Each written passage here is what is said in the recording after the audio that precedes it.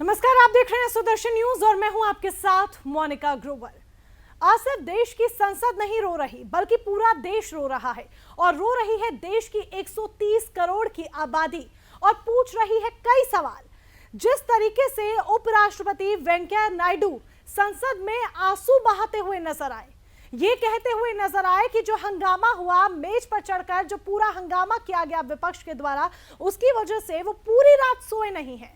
इस पूरे मसले ने कई सवाल खड़े कर दिए हैं। क्या इसी तरीके से जनता की गाड़ी कमाई बर्बाद होती रहेगी? क्या देश की संसद का इसी तरह से बार बार अपमान होता रहेगा? क्या इसी तरीके से हम सबसे बड़ा लोकतंत्र कहलाएंगे? क्या इसी तरीके से हम सबसे बड़ा और मजबूत लोकतंत्र कहलाएंगे? क्या देश की संसद का अपमान लोकतंत्र के मंदिर का अपमान नहीं, और क्या मंदिर का अपमान हम सभी हिंदुस्तानियों का अपमान नहीं? ये वो तमाम सवाल है जिनका आज जवाब बेहद जरूरी है और इनका जवाब तो हम लेंगे, लेकिन उससे पहले आप देखिए, सुनिए कि किस तरीके से वेंकैया नायडू शर्मसार हुए उस पूरी घटना के बाद और रुआई से गले में उन्होंने कहा कि वो पूरी रात सो नहीं पाए हैं। Last night, I struggled to find out the provocation or reason for forcing this August House to hit such a low yesterday. A discussion on agriculture problems and solutions was listed. There can be difference of opinion and there can be a specific demand from anybody. They could have discussed it in the House, protested and voted against this thing. And you have got every right, members have got every right to demand for it withdrawal also. But it is for the government to act. You can't force the government to do this or not to do this. Different kinds are admitted by chair. Language used by the list of business is drafted in such a way that it is acceptable to all sections of the House without denting the thrust of the issue to be discussed. It happened yesterday too, and the chair has been doing it for a year. I find it difficult to understand as to why the subject was listed in the list of business for yesterday would have prevented any member to raise any issue concerning the farm sector, including 3 farm bills that some members were keen to raise in the House and even demanding their withdrawal. रुआ सा गला, आंखों में आंसू, शर्म आनी चाहिए इस तस्वीर को देखकर कि देश का उपराष्ट्रपति इस तरीके से आंसू बहा रहा है, और वो भी कहां? देश के सबसे बड़े लोकतंत्र के मंदिर में, सबसे बड़े मंदिर में। किस तरीके से संसद का अपमान हुआ? विपक्ष की क्या भूमिका होनी चाहिए? क्या विपक्ष मेजों पर खड़े होकर रूल बुक को फेंकने के लिए बना है? क्या विपक्ष नेताओं के हाथ से कागज की कॉपियां लेकर, बिल की कॉपियां लेकर उनको फाड़ने के लिए बना है? क्या विपक्ष ट्रैक्टर पर रैलियां करने के लिए बना है? क्या विपक्ष संसद भवन के बाहर सिर्फ और सिर्फ प्रदर्शन करने के लिए बना है? विपक्ष की भूमिका क्या होनी चाहिए? अक्सर हम कहते हैं लोकतंत्र में विपक्ष की भी एक सकारात्मक भूमिका है, विपक्ष बेहद महत्वपूर्ण है, लेकिन क्या इस तरह से विपक्ष महत्वपूर्ण है? शर्म आनी चाहिए इन तस्वीरों को देखकर। जरा ध्यान से देखिए, तस्वीरें आपको दिखाते हैं। वो तस्वीरें देखिए कि किस तरीके से संसद में हंगामा किया गया। ये शख्स जिन्हें आप देख रहे हैं, जो रूल बुक को सीट की तरफ फेंकते हुए नजर आ रहे हैं, ये कांग्रेस के सांसद हैं प्रताप सिंह बाजवा। इन महाशय का नाम है प्रताप सिंह बाजवा, याद कर लीजिए इनका नाम। जिन लोगों ने इनको चुना है वो भी आज सोच रहे होंगे, क्या इसलिए हमने प्रताप सिंह बाजवा को चुना था? जनप्रतिनिधि जनता के मुद्दे संसद में रखने के लिए होता है, जनता के मुद्दों को उठाने के लिए संसद में होता है, जनहित के लिए बात करने के लिए संसद में होता है, ना कि इस तरह से मेज पर चढ़कर रूल बुक फेंकने के लिए। मेज पर कांग्रेस के ये सांसद चढ़े, बाजवा जी, और आसपास मौजूद हैं टीएमसी के तमाम सांसद, आम आदमी पार्टी के तमाम सांसद, तमाम विपक्षी पार्टियों के सांसद, जो हौसला अफजाई करते हुए नजर आ रहे हैं। ये है लोकतंत्र। शर्म आती है इन तस्वीरों को देखकर, हैरानी होती है इन तस्वीरों को देखकर, आंसू आ जाते हैं वाकई में इन तस्वीरों को देखकर कि क्या इस तरीके से मंदिर की गरिमा को बरकरार रखा जा रहा है।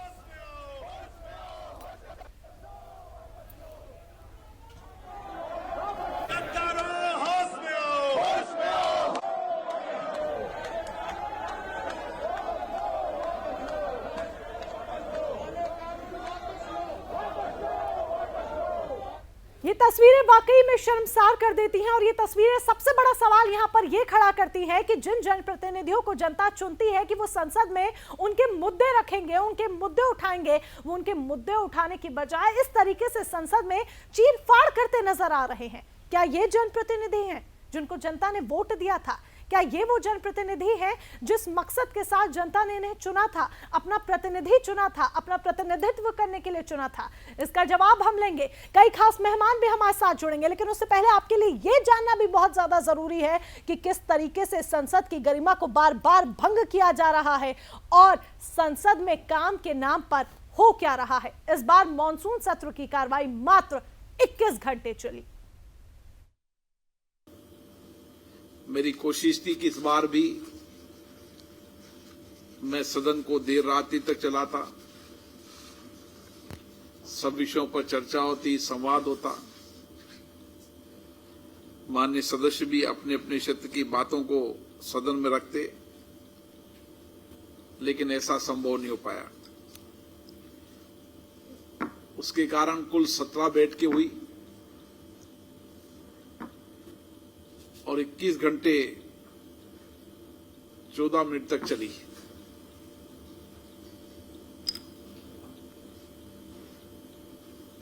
और 96 घंटे जो नियत समय था उसमें केवल 74 घंटे और 46 मिनट तक ही सदन चला। कुल उत्पादकता 22% रही। 15 सरकारी विधेयक पुरस्तापित किए गए, 20 विधेयक पारित हुए। अन्य पिछड़ों के आरक्षण से संबंधित संविधान 127 में सभी दलों की सहमति से सिर्फ 21 घंटे, मात्र 21 घंटे काम हुआ है। जो काम होना चाहिए था उस बराबर काम हुआ ही नहीं। कहां गई जनता की गाड़ी कमाई?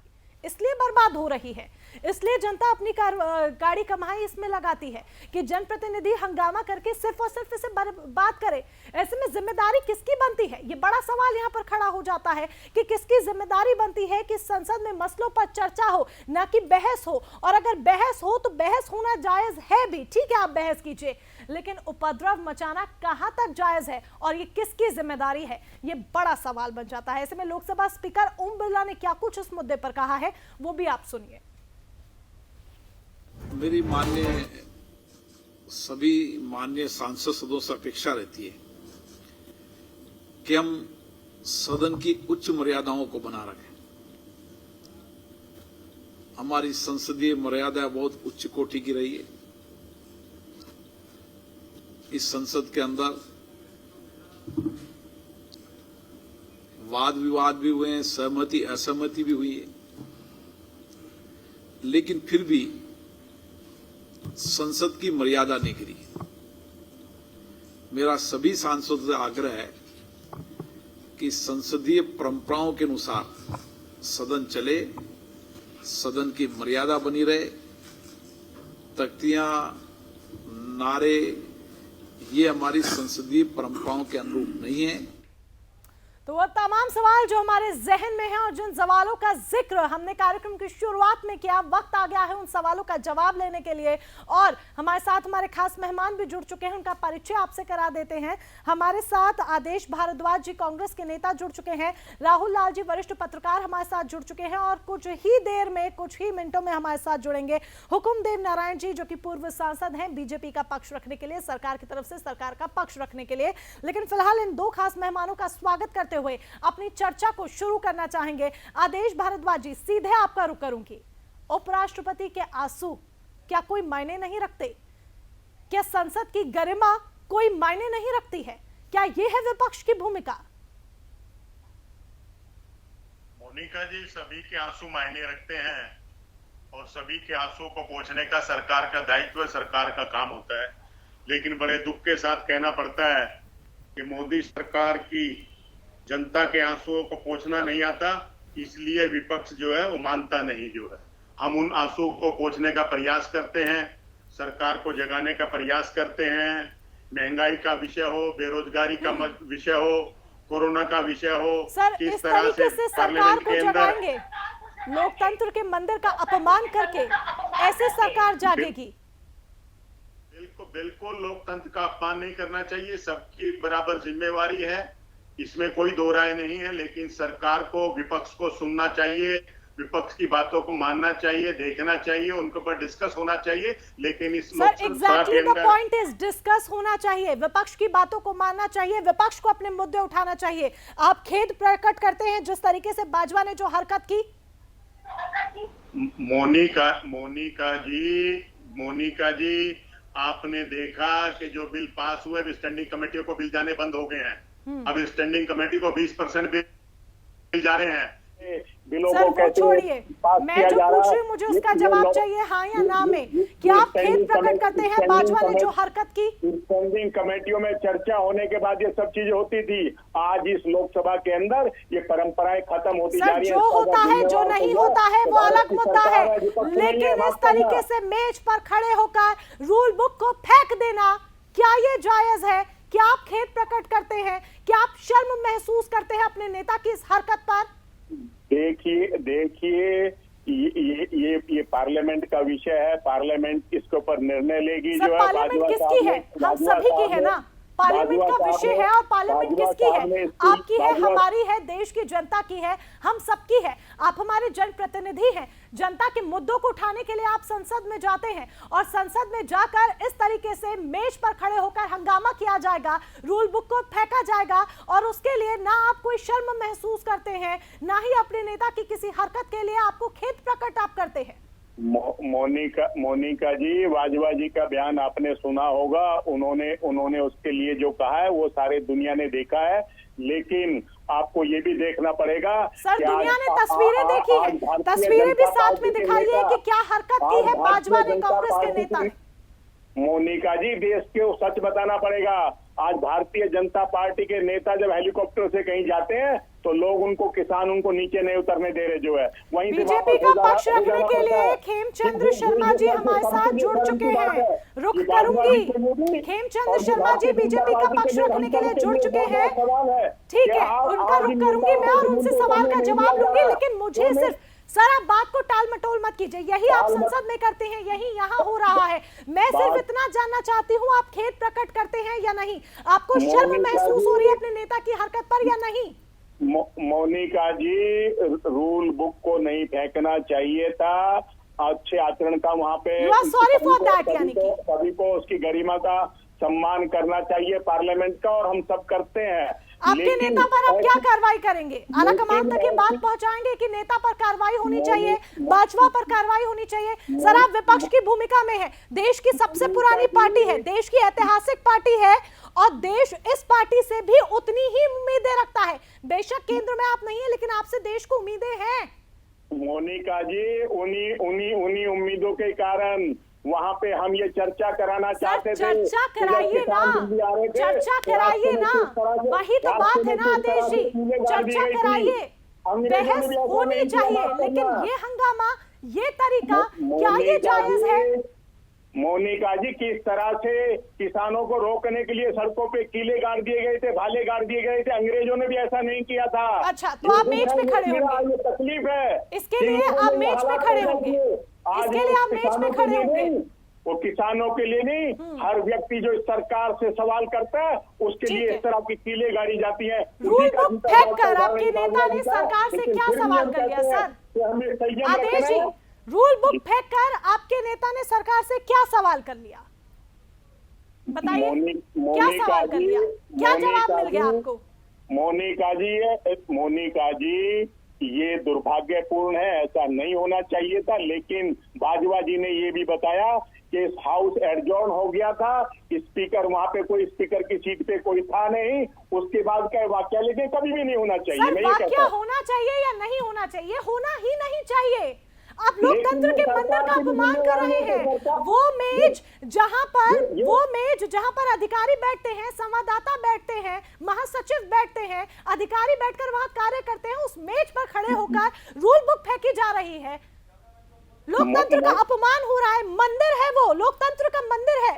मंदिर में भी हर जगह जाने की इजाजत नहीं होती है और वो मेज मंदिर के गर्भगृह के समान है और आपने गर्भगृह का अपमान किया। देश की ऐतिहासिक पार्टी से कम ऐसी तो उम्मीद नहीं थी। मोनिका जी, जरा ये भारतीय जनता पार्टी के समय में भी झांक ले, जब विपक्ष में थे किस तरह का आचरण इनका था। लेकिन मैं इसलिए ये बात कह रहा हूँ कि 20 सितंबर 2020 के अंदर जब ये बिल पास हुए थे, अगर सभापति महोदय ऐसा चिंतन तब करते तो शायद ऐसी नौबत नहीं आती। तो इसके लिए आप सभापति महोदय के आंखों में आंसू ला दीजिए, इसके लिए आप सभापति महोदय को रुलाने पर मजबूर कर दीजिए। ठीक है, बहुत सारे आपके पास बिल को पास कराया और सारी रात विपक्ष के सांसदों ने उसी मंदिर के अंदर अपना धरना दिया जो है। अगले दिन डिप्टी स्पीकर साहब ने आके जो उनको चाय पिलाया। लेकिन अगर इस तरह से काले कानूनों को पास नहीं करते तो शायद ये नौबत नहीं आती। इस देश के अंदर होनी चाहिए, अभी भी यही कहूंगी, बहस होनी चाहिए, लेकिन मेज पर खड़े होकर इस तरीके से रूल बुक फेंकना, हंगामा करना, ये बिल्कुल जायज नहीं है। ये लोकतंत्र का अपमान है, ये लोकतंत्र के पवित्र मंदिर का अपमान है। ठीक है, मैं लौटूंगी आपके पास। हमारे साथ खेमचंद शर्मा जी जुड़ चुके हैं बीजेपी से, बीजेपी का पक्ष रखने के लिए, सरकार का पक्ष रखने के लिए। स्वागत है सर आपका। खेमचंद शर्मा जी, उपराष्ट्रपति की आंखों में आंसू, शर्म महसूस हो रही है ये तस्वीर देखकर। सिर्फ संसद नहीं रोई है, सिर्फ उपराष्ट्रपति नहीं रोए हैं, बल्कि देश रोया है। देश की जनता भी आज हैरान है। सरकार की कोई भूमिका नहीं बनती। देखिए, कांग्रेस हर दिन नीचता की हद पार कर रही है, नीचता का नया रिकॉर्ड तय कर रही है। पूरे देश को आज इन्होंने शर्मसार किया है। संसद हमारे देश का मंदिर है, संसद में बिल बनते हैं, संसद में कानून बनते हैं और उस कानून के अनुसार देश चलता है। उस कानून बनाने वाले मंदिर में ये लोग मैच पे खड़े हो जाते हैं, रूल बुक को फेंक देते हैं, वहां पे गुंडों जैसा व्यवहार करते हैं, वहां पे अराजकता पैदा करने की कोशिश करते हैं और पूरे संसद सत्र को ये बर्बाद कर देते हैं। उस संसद सत्र में कोई भी जो कंस्ट्रक्टिव काम होना चाहिए, डिस्कशन होने चाहिए, आर्गुमेंट होने चाहिए, बातचीत होने चाहिए, वो ये करते नहीं। इन्होंने संसद की शुरुआत ही नीचता से करी। इन्होंने आदरणीय प्राइम मिनिस्टर को, जो हमारे मंत्री, जो नए मंत्री बने, जिनमें बहुत सारी महिलाएं थी, ओबीसी वर्ग से आने वाले थे, एससी एसटी समाज से आने वाले थे, उनको उनका परिचय तक नहीं देने दिया। आप आदरणीय प्राइम मिनिस्टर को, एक पहली बार ऐसा हुआ हिस्ट्री में कि विपक्ष ने नए मंत्रिमंडल का परिचय तक प्राइम मिनिस्टर को नहीं देने दिया और पूरे सत्र के दौरान लगातार ये नीचता की हदें, नया नया रिकॉर्ड, नए नए ढंग, नए नए तरीके अपना के दिखाते रहे। इनको जनता जरूर सबक सिखाएगी। आज पूरा देश इनसे गुस्से में है और उसी का आपने चित्रण सभा में देखा किस तरीके से सभापति ने उसमें दुख जाहिर किया। खेमचंद जी, ये चीजें हमने भी देखी, तस्वीरें रोजाना हमारे सामने अलग अलग तरह की आई, किस तरीके से संसद में हंगामा हुआ, क्या हुआ। लेकिन क्या सरकार की भूमिका नहीं बनती कि विपक्ष के साथ बातचीत करे कि हम आपके सवालों का जवाब देंगे, हम हर एक मसले पर चर्चा करेंगे, लेकिन संसद में इस तरीके से हंगामा नहीं कीजिए। आपने प्रयास किया? सरकार ने तो बार बार प्रयास किया। सरकार ने तो संसद से पहले भी और संसद के दौरान जो सफल नहीं हुआ, क्योंकि आप देखिए, आप समझदार को जो ये तय कर चुका है उसे कैसे समझाओगे कि उसको हंगामा करना है, उसको संसद नहीं चलने देना, उसको देश को आगे नहीं बढ़ने देना, उसको सिर्फ और सिर्फ देश को बर्बाद करने के लिए, लटकाने भटकाने के लिए काम करना है। आप उनको कैसे समझाओगे?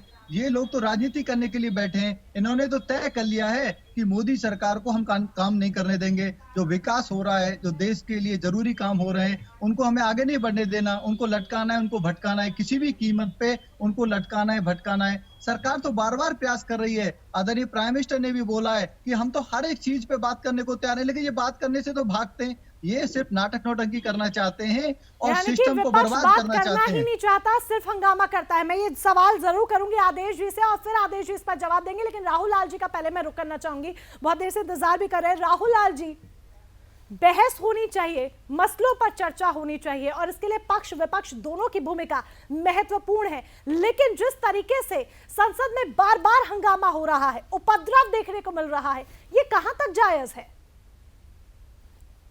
मोनिका जी, जिस तरह से उपराष्ट्रपति महोदय के आंसू दिखे, वो आंसू का घटी है, वो भी दुखद है। अब ऐसे में देखिए, यहाँ पे दोनों ही जो भारतीय लोकतंत्र के जो दोनों बड़े दल हैं, दोनों के प्रतिनिधि यहाँ पे मौजूद हैं। ठीक है, हम लोग संसदीय लोकतंत्र हैं, भारत संसदीय लोकतंत्र है और इसलिए हम लोग इसको विमर्शी लोकतंत्र भी कहते हैं, जहां संसद लोकतंत्र का मंदिर और उसके भीतर विचार विमर्श हो सके। लेकिन जो पूरा घटनाक्रम है वो कुछ गलत दिशा में बढ़ता हुआ घटनाक्रम है। राजनीतिक दलों के बीच में गतिरोध हो सकता है, मतभेद हो सकता है, लेकिन उसका ये रूप हो जाना ये दुखद करने वाला चीज है। देखिए, इसके मामले को लेकर किस पर जिम्मेवारी लेनी पड़ेगी, ये आंसू तो होने नहीं चाहिए और ये लोकतंत्र में ऐसी तस्वीरें नहीं आनी चाहिए। मैं इस तरह का समर्थन नहीं करता कि अगर 2G स्पेक्ट्रम घोटाले के समय में बीजेपी ने इस तरह से हरकत किया तो वो हरकतें आज भी होनी चाहिए। विपक्ष के समय में हम लोगों ने उस जमाने में भी देखा था कि उसमें भारतीय जनता पार्टी विपक्ष में होती थी और संसद के कई सारे सत्र नहीं चल पाते थे। आज भी जब हम लोग देख रहे हैं कि वो भी मोनिका जी शीतकालीन सत्र कोरोना के कारण नहीं हुआ था, तो ये ऐसे में इस सत्र के ऊपर जो मानसून सत्र था इसके ऊपर बोझ काफी ज्यादा था। सबसे पहले किसको फ्लोर मैनेजमेंट की जिम्मेवारी यहाँ पे बीजेपी के ऊपर जरूर थी। बीजेपी की तरफ से खेमचंद शर्मा जी कह रहे हैं कि प्रयास इस तरह के हुए, लेकिन अब देखिए संसद का जो पूरा घटनाक्रम हम लोग देखते हैं, जब संसद के सत्र शुरू हुए थे पूरे घटनाक्रम में नजर आता है कि पेगासस का मामला आ जाता है और विपक्ष एक तरफ से मांग करता है, जेपीसी जांच की मांग करता है और वहीं से पूरा यह गतिरोध बढ़ता हुआ चला जाता है। और हमारे विचार से एक तरह से इनको कहीं न कहीं डिबेट को थोड़ा खोलना चाहिए था, विपक्ष को थोड़ा ज्यादा विपक्ष में लेना चाहिए। स्थितियां क्या हुई मोनिका जी, जो आईटी का जो पार्लियामेंट्री जो स्टैंडिंग कमेटी है वहां पे भारतीय जनता पार्टी के सदस्यों ने एक तरह से कमेटी का बहिष्कार कर दिया। उसमें गृह मंत्रालय के जो आईटी के अधिकारी थे और होम मिनिस्ट्री के जो अधिकारी थे वो लोग बिना कोई सूचना दिए अनुपस्थित हो गए। देखिए, सरकारें आते जाती रहती है, बीजेपी कांग्रेस मूड़ा शक्ति राजनीति सब चलती रहती है, लेकिन स्टैंडिंग कमेटी को वो जगह था जहां पे कि लोग दलीय भावना से ऊपर उठ के विचार विमर्श करते थे और वहां पे निर्णय निकलता था। जब संसद में गतिरोध की स्थिति होती थी मोनिका जी, तो वहां पे सद्भावना की स्थिति बनती थी। लेकिन अब गतिरोध टूटता ही नहीं, ना ही गतिरोध खत्म होता है तो सिर्फ और सिर्फ हंगामा, और बार बार हम यही देखते हैं कि सदन की कार्रवाई को हंगामे की वजह से स्थगित कर दिया जाता है। और ये आखिरकार किस मुकाम पर लेकर आकर खड़े हो गया कि संसद में उपराष्ट्रपति आंसू बहाते हुए रुआए सी आवाज में, रुआए से गले में बयान देते हुए नजर आते हैं कि वो पूरी रात सो नहीं पाए हैं सिर्फ और सिर्फ इस हंगामे की वजह से। जिस तरीके से उपराष्ट्रपति वेंकैया नायडू की आंखों में आंसू आए, ये लगातार चर्चा का विषय बना हुआ है। सिर्फ चर्चा का विषय इसलिए नहीं कि एक मुद्दा है, ये चर्चा का विषय इसलिए है क्योंकि इसने सोचने पर मजबूर कर दिया है, इसने मंथन करने पर मजबूर कर दिया है। ये वक्त चीखने चिल्लाने का नहीं है, ये वक्त हंगामा करने का नहीं है, ये वक्त है सोचकर मंथन करने का, ये वक्त है सोचकर हल निकालने का कि क्या इसी तरीके से देश के मंदिर का अपमान होता रहेगा। बार बार इस तरह की तस्वीरें सामने आती हैं, कभी बिल की कॉपियां हाथ से छीनकर फेंक दी जाती हैं, फाड़ दी जाती हैं, कभी हवा में लहरा दी जाती हैं, कभी कोई किसी को कुछ कह देता है, कभी कोई किसी को कुछ कह देता है। रेल पटरी, चाय पापड़, किस किस तरह के बयान सामने आते हैं। पूर्व में तमाम तरह की तस्वीरें हमारे सामने आ चुकी हैं और ये ताज़ा तस्वीर बीते दिन की हमारे सामने, जिस पर उपराष्ट्रपति की आंखों में आंसू आ गया, वो पूरी रात उस वजह से सो नहीं पाए। ये जिक्र बार बार इसीलिए क्योंकि सोचिए कि क्या यही वो जनप्रतिनिधि हैं और क्या यही वो जनप्रतिनिधि होने चाहिए जिनको आप चुन रहे हैं, जिनको सेलेक्ट कर आप देश की संसद में भेज रहे हैं, ये सोचकर कि आपके मुद्दे उठाएंगे, जनहित के लिए कार्य करेंगे, इस तरह से जनहित के लिए कार्य करेंगे। तमाम सवाल है। अपनी चर्चा को आगे बढ़ाते हैं। आदेश भारद्वाज जी का मैं एक बार फिर से रुक करना चाहूंगी। आदेश भारद्वाज जी, सरकार कहती है कि आप लोग हंगामा करते इसीलिए हैं क्योंकि चर्चा करना ही नहीं चाहते हैं। क्या वाकई में ऐसा है? कोई तरीका नहीं है कि चर्चा हो? क्या सिर्फ हंगामा करना ही एक मकसद है? मोनिका जी, मैं बड़ी जिम्मेवारी के साथ आपको कहना चाहता हूं कि 20 सितंबर 2020 के अंदर इन काले बिलों को पास किया गया। जो लोग आज विपक्ष पे आरोप लगा रहे हैं, उन्होंने माइक्रोफोन मेंबर ऑफ पार्लियामेंट के बंद कर दिए। मेंबर ऑफ पार्लियामेंट से वहां पे डिवीजन मांगा, वोटिंग मांगा, उसको किया नहीं गया। ध्वनि मत से इसको पास किया गया। उसके बाद सारी रात वहां विपक्ष के लोगों ने पार्लियामेंट के अंदर धरना दिया। सारे देश ने इसको देखा कि किस तरह से चोर दरवाजे से, किस तरह से उस पार्लियामेंट के मंदिर का अपमान भारतीय जनता पार्टी ने किया। और उसके बाद किसानों ने जब अपना रोष प्रकट करना चाहा,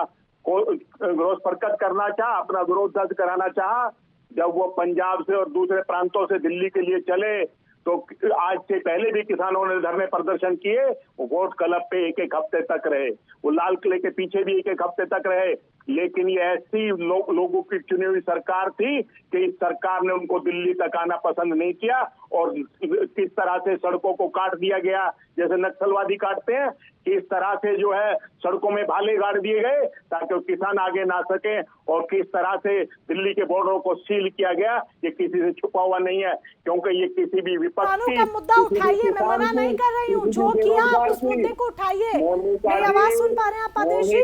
क्यों ये नौबत आई, मैं ये आपको बताना चाहता हूँ कि ये इस तरह की आवाज सुनना नहीं चाहते। सर, अगर वो नौबत आई कि कीले गाड़नी पड़ी तो आपने ये नहीं देखा कि 26 जनवरी के दिन क्या हुआ? आपने ये नहीं देखा कि किस तरीके से खालिस्तानी झंडे लहराए जा रहे थे? आपने ये नहीं देखा कि किस तरीके से खालिस्तान जिंदाबाद के नारे लग रहे थे?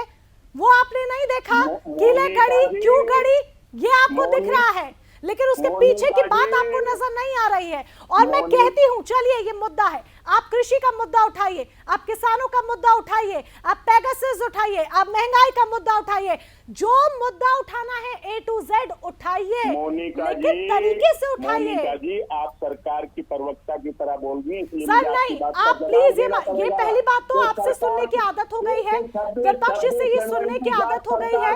सुनिए, नहीं आदेश जी, ये विपक्ष से सुनने की आदत इसीलिए हो गई है क्योंकि आप लोगों के पास जवाब नहीं होता है, जवाब नहीं होता है, इसीलिए आप ये कह देते हैं पत्रकारों को कि आप सरकार के प्रवक्ता हैं, और आप क्या करते हैं संसद में वो दिख रहा है, वही आप यहाँ कर रहे हैं। जी, आप एक जिम्मेवार एंकर हैं, आपका प्रतिष्ठित चैनल है, मैं आपके चैनल पे बड़ी जिम्मेवारी से कहता हूँ कि 26 जनवरी की भी जांच कराएं और बाकी चीजों की भी जांच कराएं, और किस तरह से किसानों के घरों पे ईडी ने छापे डाले उस दौरान पे, किस तरह सब जांच हो रही है, ठीक है, सब जांच हो रही है। मेरा सीधा स्पष्ट सवाल आदेश, सब जांच हो रही है। एक सवाल सुनिएगा, सवाल सुनिए, मैं इधर उधर की बात नहीं, मैं मुद्दे पे आना चाहती हूँ। मैंने क्या कहा?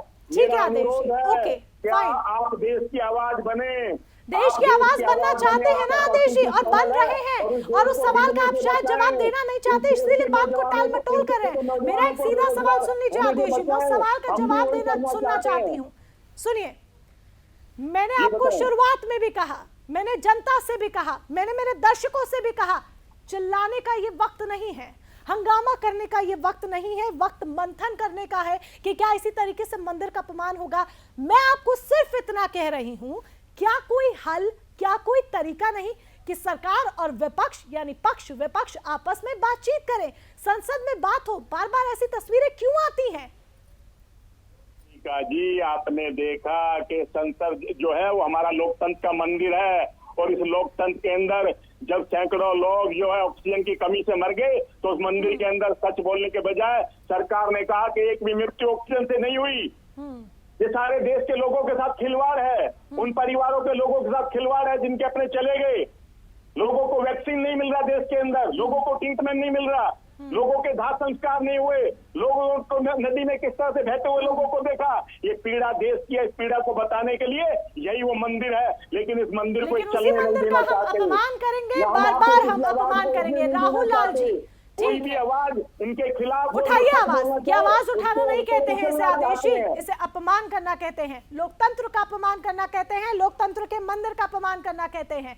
हुकुमदेव नारायण जी हमारे साथ जुड़ चुके हैं, पूर्व सांसद हैं बीजेपी के, उनका रुख करूंगी, फिर मैं राहुल लाल जी के पास जाऊंगी। हुकुमदेव नारायण जी, कोई हल नहीं, यही सवाल मेरा आदेश जी से था, यही सवाल मेरा आपसे है, आप वरिष्ठ नेता हैं, क्या कोई हल, कोई तरीका नहीं कि संसद में बातचीत हो? बार बार ऐसी तस्वीरें सामने आना मन को दुखाती हैं।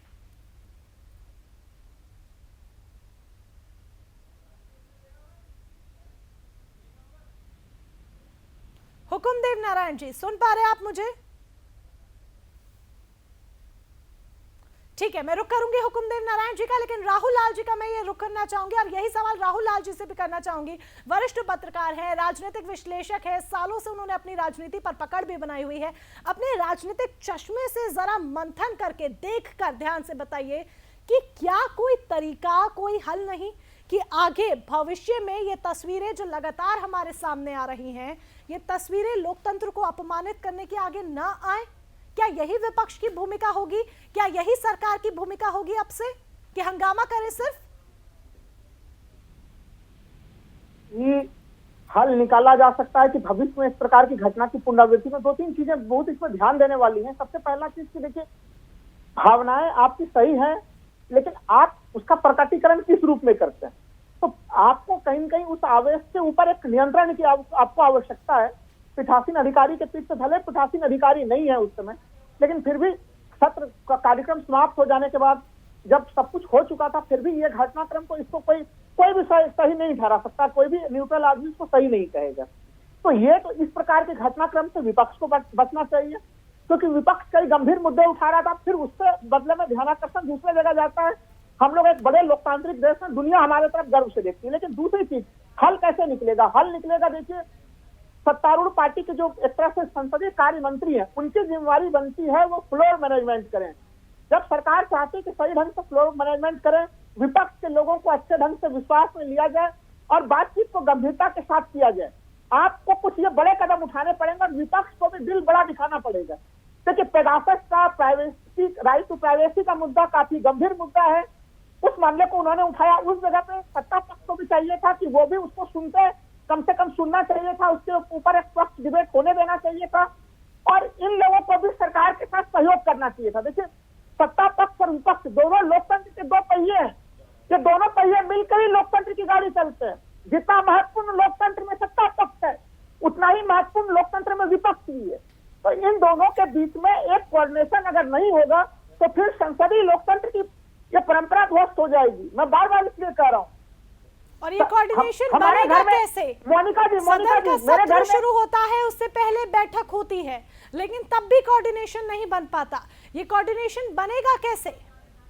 नहीं, देखिए, कोऑर्डिनेशन बनेगा इस रूप में कि अगर पेगासस का मामला उठ ही गया था, चलिए जेपीसी जांच की मांग हो रही थी, आप जेपीसी जांच होनी है या नहीं होनी वो सरकार तय करती, लेकिन जेपीसी जांच के भीतर भी उसमें बीजेपी के लोग शामिल होते हैं। मोनिका जी, ऐसा नहीं है कि वो पार्लियामेंट, जब ज्वाइंट पार्लियामेंट्री कमेटी जांच करती तो उसमें जो है कि बीजेपी के लोग नहीं होते, एक चर्चा बनती, फिर उसके बाद खुद ही खुद समाधान निकल जाता। देखिए, मैं बार बार एक गंभीरता से एक लाइन कहूंगा, जब हमारे संविधान निर्माता संविधान बना रहे थे, उनके पास दुनिया में संविधान के 2 मॉडल थे। एक संसदीय सर्वोच्चता का मॉडल ब्रिटेन का था, एक न्यायिक सर्वोच्चता का मॉडल अमेरिका का था। हमारे संविधान निर्माताओं ने उन दोनों मॉडलों का मिश्रण किया। अब आप देखिए कि पेगासस का मामला अगर हमारे संसद के द्वारा उठता तो एक तरह से संसद का मामला होता, लेकिन आज वो मामला सुप्रीम कोर्ट में चला जा चुका है। तो ये कहीं न कहीं इससे खुद ही संसद की शक्तियां कमजोर हो रही है। आप ये बताइए कि एक छोटा बच्चा भी पूछता है आज की, अंकल जी संसद में ये क्या होता है, क्या वहां के लोग तहजीब से बात नहीं करते? इससे हमारे बच्चे भी अगर जो देख रहे हैं, वो भी उनके मन में भी संसद के प्रति, हमारे नेताओं के प्रति छवि गड़बड़ होती है। तो सोचिए दुनिया भर में किस प्रकार की तस्वीर जा रही है। ऐसे तस्वीरों से बचना बिल्कुल चाहिए। यही सवाल है कि दुनिया में किस तरह की तस्वीर जा रही है, और ये सवाल और इसका जवाब वाकई में चिंता में डाल देता है। चलिए, फिलहाल आप हमारे साथ राहुल लाल जी उसके लिए जुड़े, बहुत बहुत धन्यवाद आपका। आदेश भारद्वाज जी कांग्रेस का पक्ष रखने के लिए हमारे साथ जुड़े हुए थे। आदेश भारद्वाज जी, आपका भी बहुत बहुत धन्यवाद आपका। ये सवाल वाकई में चिंता में डाल देता है और ये तस्वीरें वाकई में चिंता में डाल देती हैं। जिस तरीके से बार बार सदन की गरिमा को भंग किया जाता है, लोकतंत्र के मंदिर का अपमान किया जाता है, और जिस तरीके से बीते दिन लोकतंत्र के मंदिर के गर्भगृह का भी अपमान हुआ, ये वाकई में शर्मसार कर देता है, मन को दुखा देता है और सोचने पर मजबूर कर देता है कि क्या संदेश दे रहे हैं हम अन्य देशों को, क्या संदेश दे रहे हैं हम देश की जनता को। क्या ये जनप्रतिनिधि देश की जनता के साथ न्याय कर रहे हैं? क्योंकि उनके मुद्दे उठाने के लिए ही तो ये संसद में है, लेकिन मुद्दे तो उठ नहीं रहे हैं। मुद्दे उठने की बजाय हो क्या रहा है, वो आपके हमारे हम सबके सामने है। इसीलिए जनप्रतिनिधियों को चुनते समय जरा सोच विचार और मंथन ध्यान से करें कि ये जब संसद में जाएं तो आपके मुद्दों को प्रमुखता के साथ उठाएं, उन पर बातचीत करें, ना कि मेज पर खड़े होकर इस तरीके से संसद का ही अपमान करें। इसी के साथ फिलहाल के लिए मेरे साथ बस इतना ही। तमाम महत्वपूर्ण खबरों के लिए आप जुड़े रहे सुदर्शन न्यूज के साथ। जय हिंद।